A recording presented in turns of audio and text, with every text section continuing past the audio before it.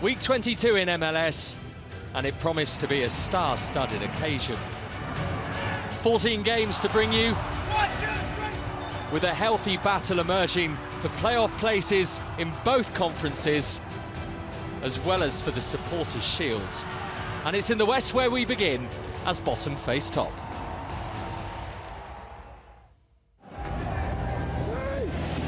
Yes, it's 3-0! And the rout is on! Bottom of the West, SKC were tearing at the seams. LAFC were tearing things up. Chicho Arango, 3-1. Oku fires. Oh, yes! Could SKC tear up the form book and cause an upset? And what a moment!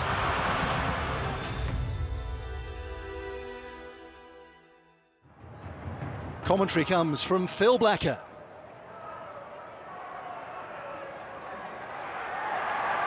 SKC are on the attack here. Felipe Hernandez trying to keep his feet, might come for the shot for Tommy on debut, with the headlines waiting to be written, and he's missed it.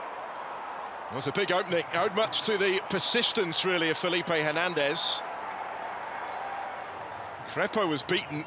You could see what Eric Tommy was trying, just needed to bend that the other side of the post.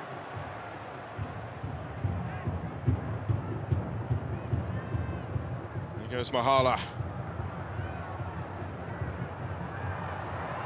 It's a wonderful run from Mahala Opoku, and here's Cifuentes at the end of it, and he's missed it! Oh, it's a massive moment. And Dembe, I think, got enough on it to turn it away. Cifuentes must have thought he'd scored. It's excellent defending, isn't it, from Logan and Dembe.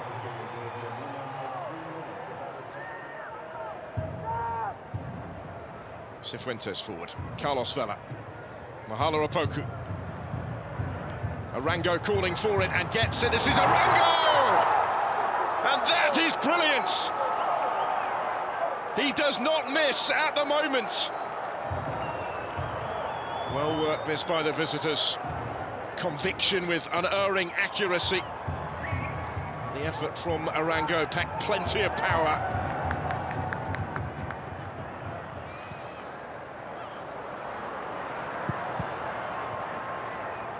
Away by Bale, who has continued his run. Arango is going to find him here. This is Gareth Bale. And there's his moment as he makes his mark in Major League Soccer. It hasn't taken long. Bale off the bench to maybe wrap up the win. MLS, welcome to Gareth Bale. Kept his composure to find the finish. Come on! And Paul Scamp again is beaten on his near post.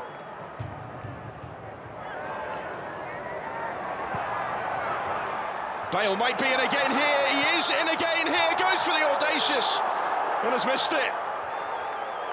Well, that wasn't in the script. Big chance for his second goal of the game. So often we've seen him pull that off, but not quite this time. It won't matter in terms of the result.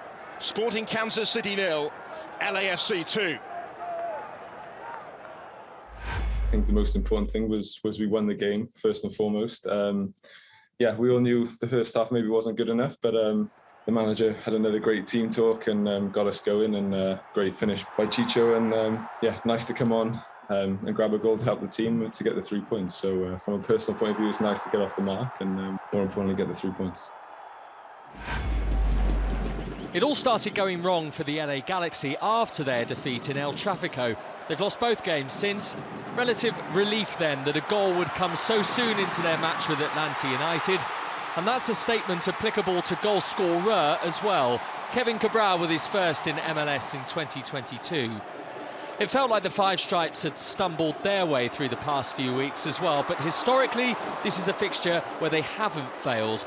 Granted, they'd not played the Galaxy for 3 years, but they've always beaten them when they have, and they definitely had the chances to do so again on the West Coast. Luis Araújo amongst those who had the clearest opportunity to recreate another home invasion, but the hosts slammed the door shut deep into stoppage time. Dejan Joveljic was given time and exploited it with a high-class finish. A much-needed maximum for the Galaxy. They might have 99 problems, but at least goals aren't one.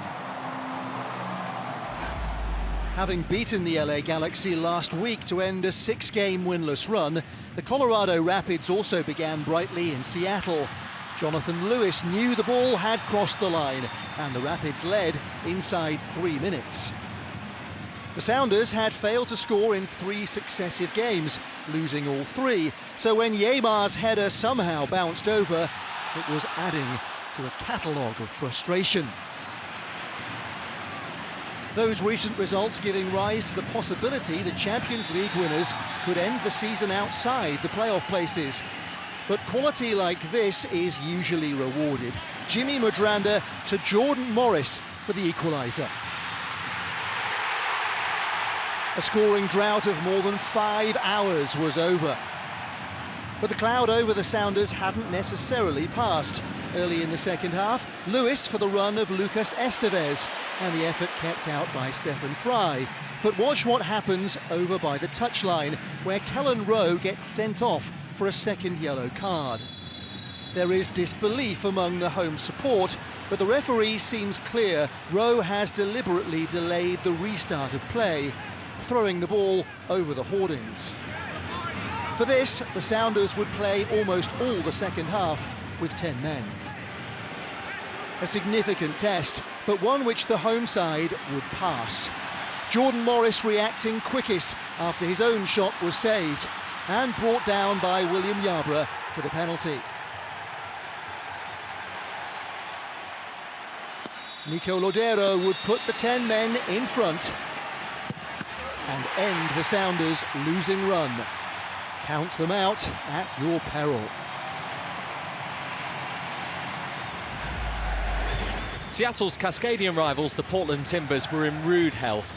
They'd not been beaten since May, though it felt like the bulk of the first half at Providence Park was in San Jose's grasp.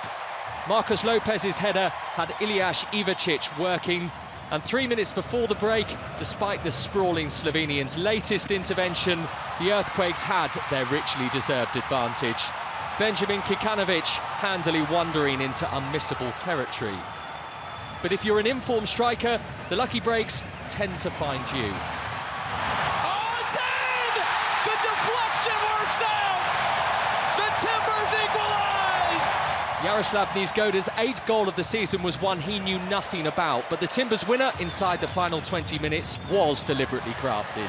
Looking for Esprilla, wins the header! Oh, Dairon Esprilla! A big leap met with widespread approval, yet it only panned out that way for Portland because of their goalkeeper. Late in the day, Ivacic's fingertips and then the post prevented Christian Espinoza from wiping out those celebrations. Vancouver were hoping to make it a hat-trick of home wins for the 3 Cascadian sides and almost led early in a cross-conference battle with Chicago. Christian Dahome's effort bringing the fire to their senses. Ezra Hendrickson soon celebrating as his side won the ball back well from a throw-in, and Xherdan Shaqiri did the rest. The fire strike early in this one, and it is Shaqiri. Back-to-back wins had lifted Chicago off the bottom of the Eastern Conference, but they hadn't won on the road since March. A rare goal from Mauricio Pineda was inches away. So the Whitecaps trailed by 1 at half-time and soon erased that deficit as they looked to stay in touch with the playoff places. It's wide, it's in! Lucas Cavallini strikes, and it's 1-1 here at BC Place. Vancouver could have been on track for a first win in 4. Dahome's superb ball finding Ryan Gould, but the chance passed Gould and his team by. And just over a minute later, it was Chicago who seized control. Chris Mueller aiming for and finding the head of Rafa Schihos. The centre-back a major part of this playoff push, with his 3rd in 4 games. So too Mueller, perhaps, who would seal the win in the 90th minute. Mueller, right foot, he's got it! A third straight win for Chicago. Their message to rivals in the Eastern Conference received loud and clear. Above the playoff line, RSL and FC Dallas, and it took 14 minutes for the latter to seize the initiative. And Dallas takes the lead. The source of the goal unsurprising, but the scoreline perhaps was. Dallas hadn't won in 7 games and Real Salt Lake hadn't lost at home in MLS all season. Yet the unexpected kept occurring. Jefferson Savarino's attempt somehow stayed out. And with time against them, a solo expedition from Justin Meram came up just short, possibly proving this one was always going to be an ill-starred occasion for RSL.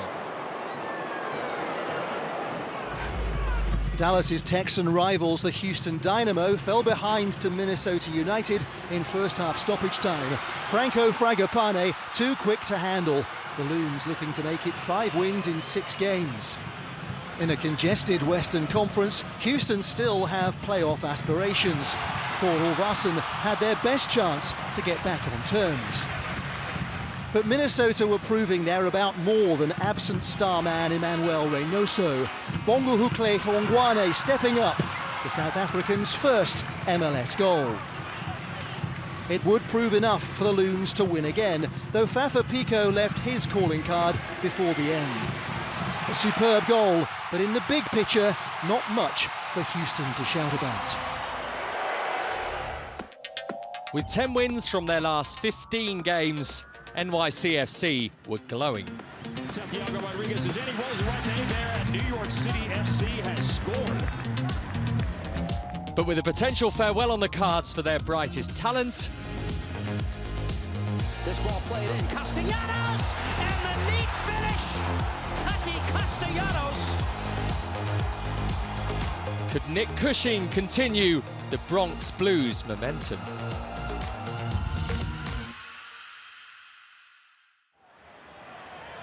Your commentators are Sam Parkin and Richard Connolly. And they've won it back, and Maxi Morales now. And in! And NYCFC do take the lead. And persistence from Maxi Morales paved the way. He wouldn't give it up. And strikes it home from a tight angle. Miami displeased, but NYC the opposite.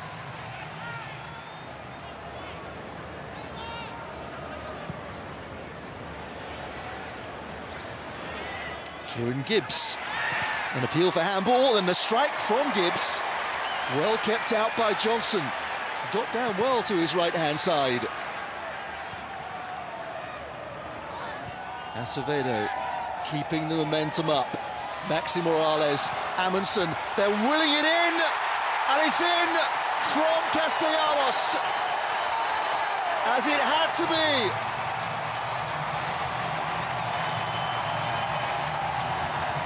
Last year's Golden Boot delivers on what might be his farewell appearance.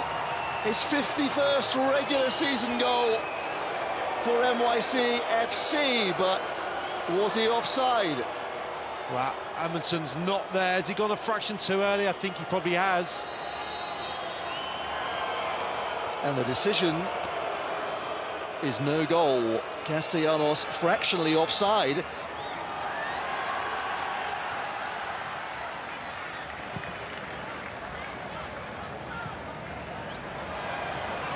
Castellanos, and now Maxi Morales, can he get it back to the Argentine? He can! That would have been some statement goal. Yeah, a really good example of the rounded player that he's become. Good awareness, movement in beyond, and then the spectacular, which he's more than capable of as well. Here's Acevedo. Gray in space, Eber in the middle, when behind him to Maxi Morales, who couldn't quite shuffle the ball on target. Yeah, be frustrated. That's a really good opportunity. Should be able to find the target. Doesn't get enough good contact.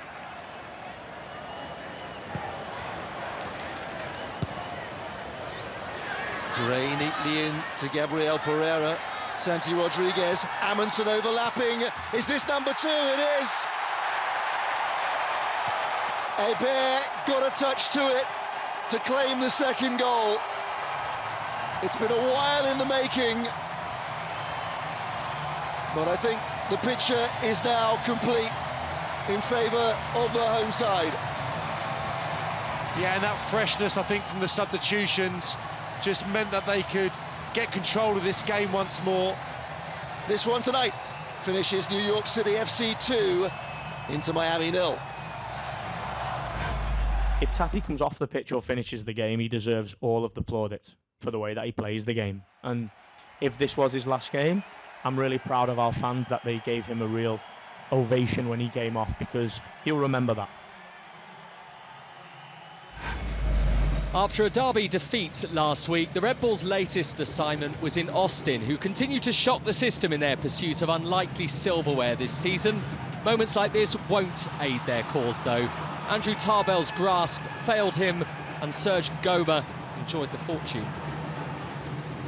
The Austin mistakes weren't just prevalent inside their own penalty area either. Patrick Klimala couldn't capitalise, but the hosts offered the Red Bulls another chance, and Drew Yearwood duly obliged. This is really sloppy defensive work from Austin, and they're punished! Oh my word, the New York Red Bulls are on the rampage here. There's only been one occasion in 2022 when Austin haven't scored here, so Q2 Stadium rightly anticipated that the ride was far from over. Sebastian Driussi provided yet another electric moment for the Verde and Black. But what Austin hoped would be the start of a revival turned out to be them simply prodding the hornet's nest. Another error led to another goal, and another youngster with his name on the score sheet too. 20-year-old substitute Cameron Harper made it 3-1. And the rotated yet youthfully exuberant Red Bulls added a fourth after the hour. Tom Barlow and co making a mockery of the searing temperature in Texas. Austin had reached a stage where only sorcery could save them. Driussi taking it on and taking it again! Well, he's a miracle worker! But more divine inspiration was still required. And of course, Driussi was active in keeping that unlikely dream alive. Oh yes, it's Finlay! And it's 4-3! And Austin are right back in it! They were, and still had 9 minutes to salvage something quite extraordinary. But the ultimate plot twist never arrived. The Red Bulls joined the LA Galaxy as the only teams to beat Josh Wolf's side on their own turf in MLS in 2022. In Toronto, a new chapter. Debuts for Lorenzo Insigne and Federico Bernardeschi against Charlotte FC. Home fans have been laughing ever since the signings were announced, and they were roaring with the comedic opening goal of Jonathan Osorio. No doubting the two Italians are serious players. Bernardeschi's corner was flicked in by Michael Bradley. 2-0 inside 10 minutes in front of more than 29,000 at BMO Field. Domenico Crescito is the third member of this new Italian trio. The left-back's pass set Jesus Jimenez free for what looked like number 3.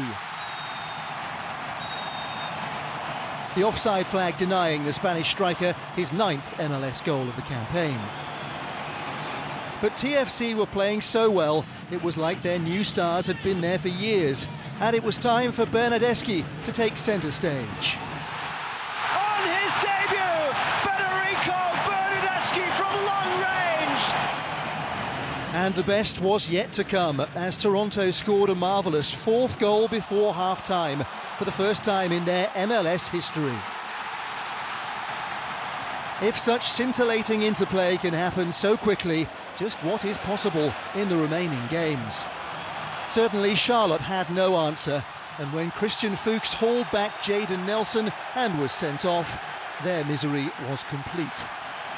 But for Toronto FC, a new page had been joyfully turned. CF Montreal had seen off Toronto in the Canadian Classique last time out and had DC United on the ropes inside 50 seconds, though the damage was entirely self-inflicted. Still, Romell Kyoto needed to be precise with his finish and was. And Montreal's second goal carried similar traits, some ragged defending and a very neat end product from Kyoto. The team at the foot of the Eastern Conference more than hinting at how they've ended up there. Wayne Rooney is yet to officially begin his latest DC United era, but what he'll have already grasped is that he does have attacking players in his weaponry that can cause damage. Miguel Berry can count himself unlucky that he wasn't able to do just that, but James Pantemis was eventually beaten after the break by Stephen Birnbaum, who lunged with purpose to give interim head coach Chad Ashton hope of reporting some positives back to Rooney. Inevitably, Taxi Funtas and the debutant Berry led the charge for DC's leveller, but again they found Pantemis to be far too flexible for their liking.